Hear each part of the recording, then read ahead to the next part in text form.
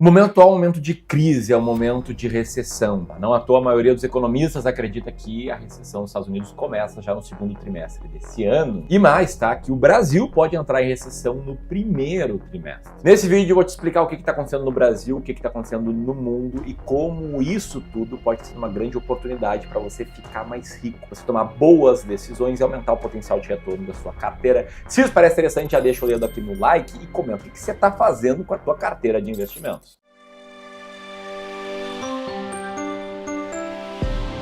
Então vamos lá, tá? Já faz alguns anos que o mercado financeiro ele tá uma loucura e tem uma série de fenômenos aí em sequência que fizeram a gente chegar nesse momento aí, às vésperas de uma recessão. Primeiro foi o fenômeno inflacionário dos Estados Unidos, tá? Que deu muito o que falar ao longo de 2022 e que, embora esteja desacelerando, tá bem acima da média histórica, tá? A inflação lá tá acima da média histórica. Ah, Ramiro, mas recentemente eu vi que o índice de inflação tinha animado o mercado financeiro. Sim, animou, mas vem de um período com inflação bem mais alta do que a média. E mais, tá? No resto do mundo rolou algo muito parecido. A gente viu a inflação bater recorde em vários países da Europa, como a França, por exemplo. Como é que os governos se mexeram? Eles se mexeram aumentando a taxa de juros. O Banco Central dos Estados Unidos promoveu a maior alta de juros desde 1994 para frear a inflação e ainda há promessa de novas altas da taxa de juros, que, diga-se de passagem, já vem subindo há vários meses. No Brasil, você viu o mesmo fenômeno, né? A nossa taxa Selic saiu de 2% para 13,75%. E com taxas de juros mais altas, é comum a gente ver a economia sofrer. Afinal de contas, fica mais difícil de pessoas terem acesso a crédito, porque o crédito fica mais caro. O mesmo vale para empresas. Empresas mais endividadas passam a ver essa dívida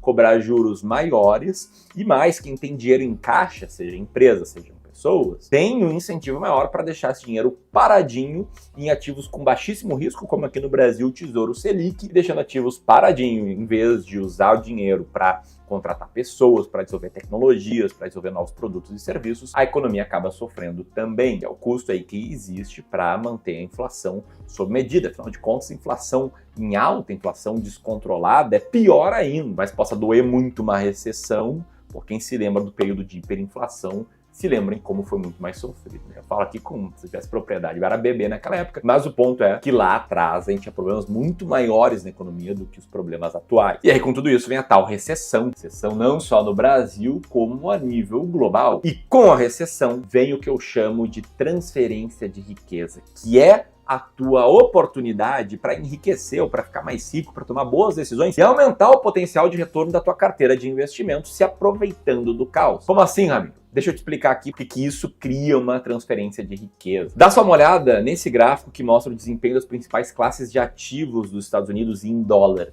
E perceba como em 2022 a segunda melhor classe de ativos foi dinheiro em caixa, que rendeu 1,4%, e a terceira melhor classe de ativos foi uma classe que caiu 11%, ou seja, quase tudo caiu. O mesmo aconteceu aqui em 2022. E mesmo o Ibovespa, tá, que teve um resultado positivo em 2022, teve uma alta de apenas 4,68% no ano, que foi pior do que a caderneta de poupança e do que a inflação. E mais, tá, ele tá caindo aí 2% esse ano, e se for olhar um período um pouquinho mais longo, em 5 anos, uma alta de 20% é muito pouco, né, para quem corre risco de bolsa. Fenômeno parecido acontece com o IFIX, o índice de fundos imobiliários, que eu nunca vi tão impopular desde que ele foi criado. Né? Hoje em dia ninguém mais quer saber de fundos imobiliários. E o fato é que quando eu gravo esse vídeo, o IFIX vem caindo no ano. Nos últimos 12 meses ele tá meio que no 0 a 0. Nos últimos 5 anos ele tem um resultado muito parecido com o Ibovespa, só que da máxima dele ali em final de 2019, início de 2020 até hoje é muito ruim, uma queda de 13%. E o que tudo isso significa? Tá? Isso significa que tem mais pessoas dispostas a vender ativos de risco do que pessoas dispostas a comprar. É que fique claro, tá? Para cada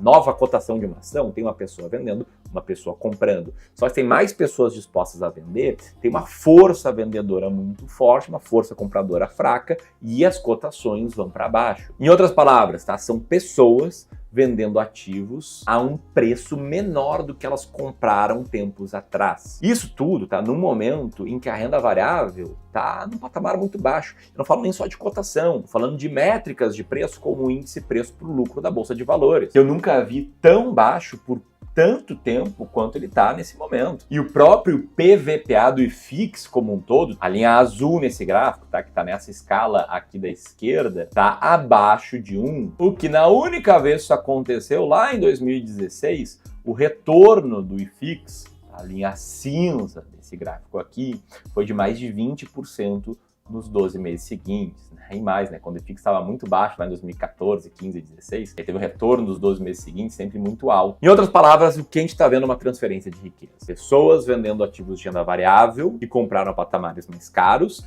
para outras pessoas que estão agora comprando ativos de renda variável. Só que tem mais gente querendo vender do que gente querendo comprar. E isso cria uma oportunidade para você tomar boas decisões. O que me leva a responder a seguinte pergunta: o que você deve fazer agora? Que fique claro, tá? Não vou ser leviano em chegar aqui e falar, não, é hora de comprar tudo, compre ao som dos tambores e venda ao som dos violinos. Na verdade, tem um passo que você deve tomar, 2 passos que você deve tomar antes de sair aí tomando decisão de comprar ou não renda variável. A primeira etapa é analisar os seus objetivos financeiros.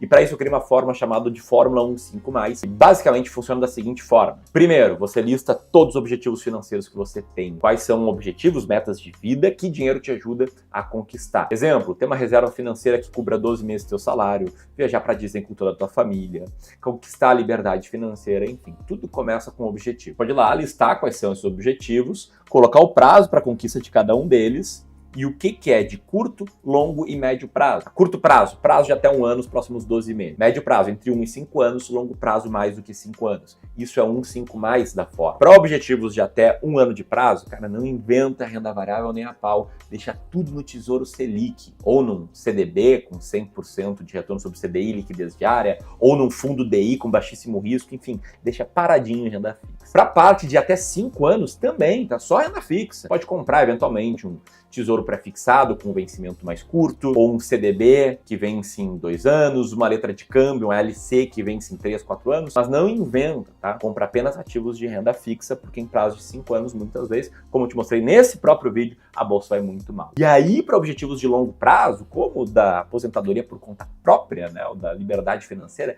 aqui sim você tem espaço para renda variável. E aí você tem que fazer a segunda coisa, que é ter uma estratégia de portfólio para comprar na baixa e vender na alta. E eu fico maluco porque quase ninguém fala sobre estratégia de portfólio, sobre alocação de ativos. O mercado brasileiro é muito produtizado, né? As pessoas falam de ações, de fundos imobiliários, de ativos de renda fixa, e infelizmente é isso que as pessoas querem ouvir.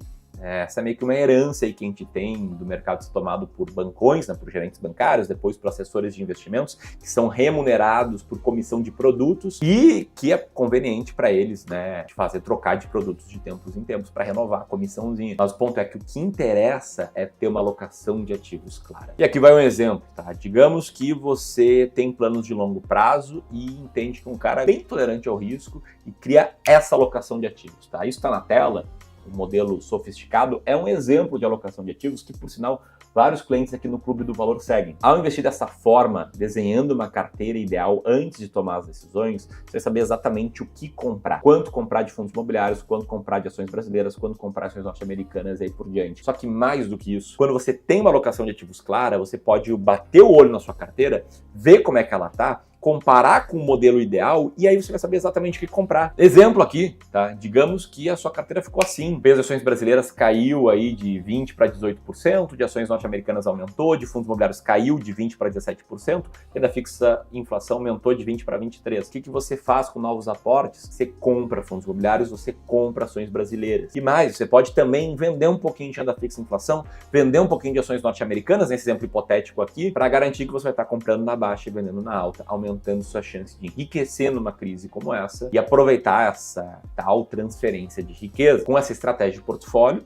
sempre que a sua carteira fica bagunçada, você sabe o que fazer para trazê-la de volta para o percentual ideal em cada classe de ativos. E a gente consegue te ajudar com isso, tá? De 2 formas. A primeira, se você tem mais de 500 mil reais para investir no longo prazo, a gente pode analisar e fazer um diagnóstico da tua carteira atual de investimentos. Tudo isso de forma gratuita para te mostrar como você pode melhorar a sua alocação. Isso se é que você tem uma alocação clara, tá? Que é bem comum, a gente vê investidores que empilharam ativos. Se quiser fazer uma reunião com especialistas especialista aqui do clube, que vai analisar e diagnosticar a tua carteira, aperta nesse botão aqui. E se você tem menos de 500 mil reais, quer nossa ajuda gratuita, eu escrevi um e-book sobre isso, passo a passo em PDF de como investir com uma estratégia de alocação de ativos. Vou deixar esse e-book aqui, vou deixar aqui um vídeo mostrando quanto rende 1 milhão de reais. E se você gostou desse vídeo, deixa um comentário, ó, aperta aqui para te inscrever no Clube do Valor. Grande abraço e até mais.